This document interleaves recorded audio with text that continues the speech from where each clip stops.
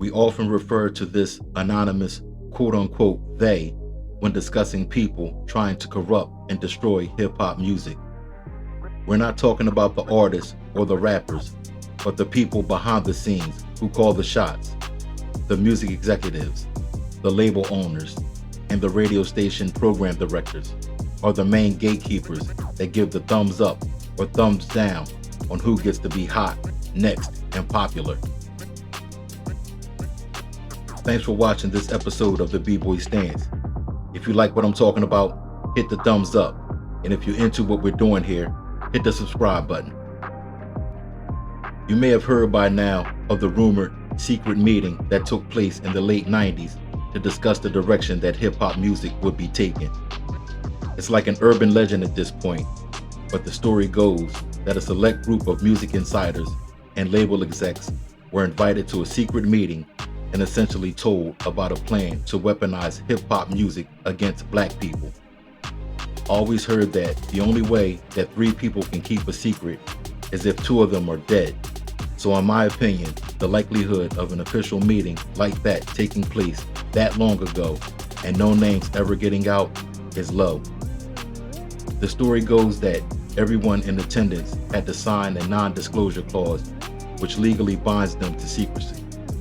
But even with that, I believe some names would have been leaked by now somewhere along the line. Whether a secret meeting took place or not is a little beside the point. The fact is, a large part of quote-unquote rap music of today is doing a great job of corrupting the morals and attitudes of young people. So I don't know if a secret meeting took place or not, but it's quite obvious that a plan was damn sure devised and put together and set in motion that is playing out right under our noses as we speak. Most of us are either ignorant or in denial about the sonic battle taking place on the airwaves and internet.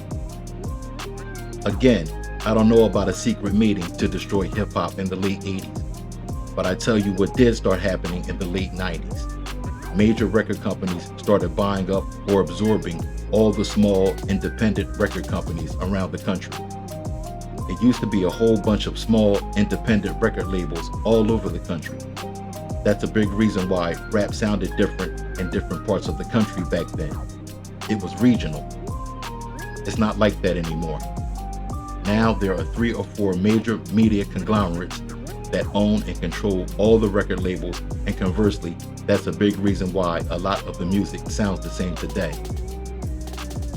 Understand that when sectors of industry are consolidated like that into 3 or 4 companies, it's a lot easier to control what they produce from an industrial standpoint. Industry, the music industry. So that's the first culprit right there. The 3 or 4 major conglomerates that own the record labels. The next quote-unquote who that we need to focus on are the music radio stations. Just like the record labels, radio stations used to be local. They broadcasted to a local audience that had local DJs from the area on the air.